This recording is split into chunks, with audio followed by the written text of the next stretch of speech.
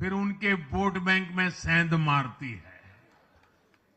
UP में कांग्रेस उस vote bank को छीनने की कोशिश कर रही है जिस पर समाजवादी पार्टी और बीएसपी अपना हक मानती थी।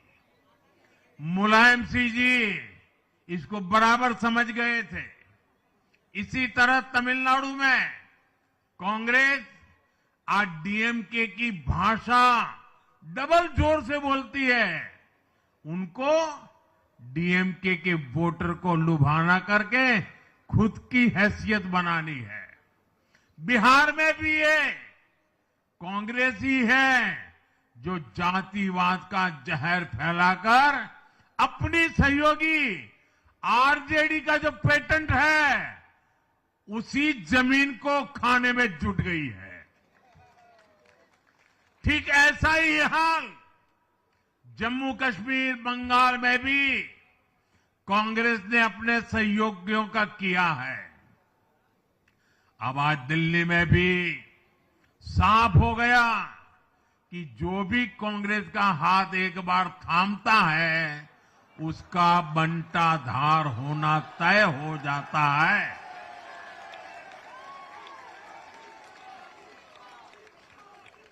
और जो राजनीति का अध्ययन करते हैं उनके लिए मैं आज एक काम छोड़ देता हूं। देखिए, इन्होंने 2014 के बाद 5 साल तक ये कोशिश की, हिंदू बनने की कोशिश की।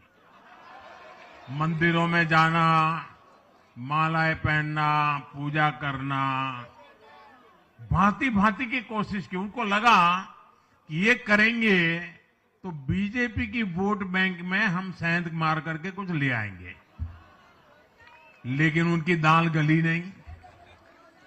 तो आपने देखा होगा पिछले कुछ वर्षों से उन्होंने वो रास्ता बंद कर दिया। उन्होंने माना कि ये भाजपा का क्षेत्र है, उसमें पैर नहीं डाल सकते।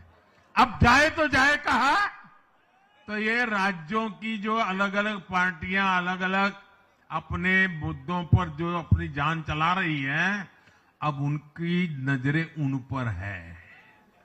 और इसलिए, और वो भी समझ गए होंगे, बोलते नहीं होंगे, समझ गए होंगे कि ये उनको ही खा रहे हैं। साथियों, इंडी गठबंधन के दल अब कांग्रेस का ये कैरेक्टर समझने लगे हैं।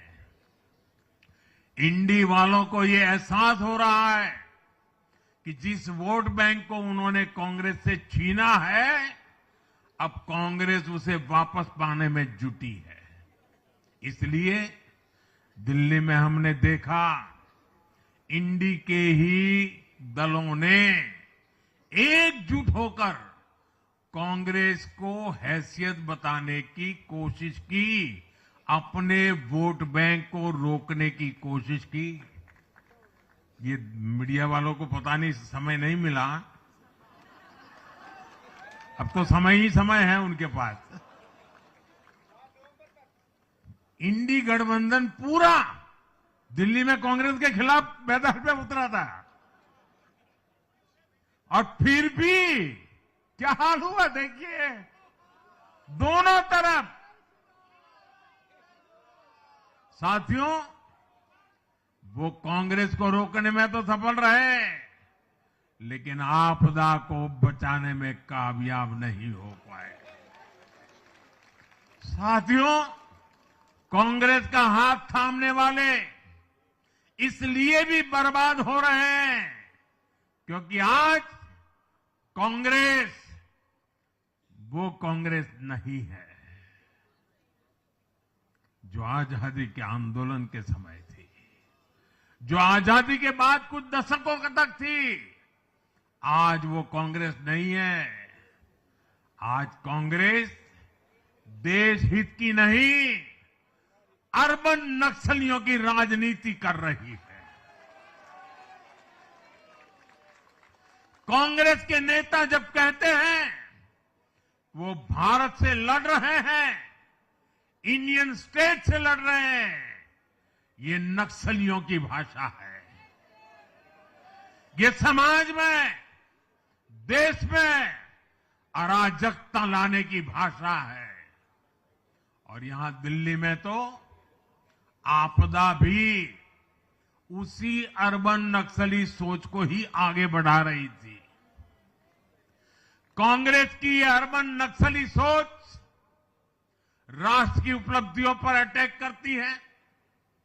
ये पूरी दुनिया में अपनी ही सोच का आर्थिक, सामाजिक और राजनीतिक निजाम लाना चाहती है। जब ये कांग्रेस में अर्बन नक्सलियों का डीएनए घुस गया है, तब ये कांग्रेस हर कदम पर बर्बाद हो रही है।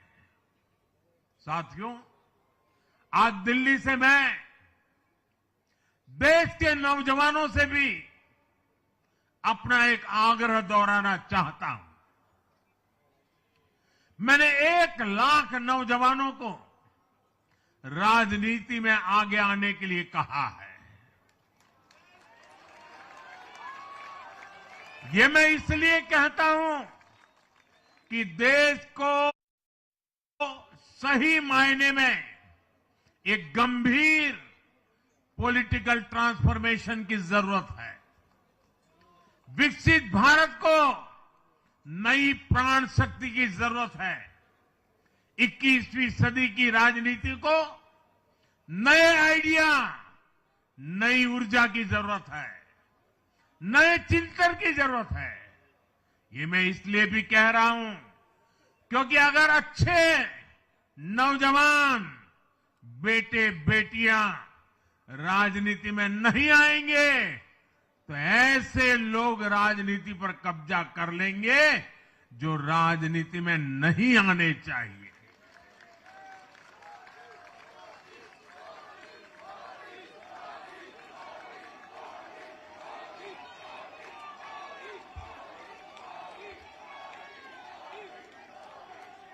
साथियों, सफलता असफलता अपनी जगह पर है, लेकिन देश को धूर्तता और मूर्खता की राजनीति नहीं चाहिए। एक तरफ धूर्तता है तो दूसरी तरफ मूर्खता है। देश का तेजस्वी युवा अगर राजनीति में नहीं आएगा तो देश धूर्तता और मूर्खता की राजनीति में फंस जाएगा। विकसित भारत बनाने के लिए हमें राजनीति में नयापन लाना है, हर स्तर पर इनोवेशन लाना है। साथियों, हमारी ये विजय नई जिम्मेदारी लेकर आई है।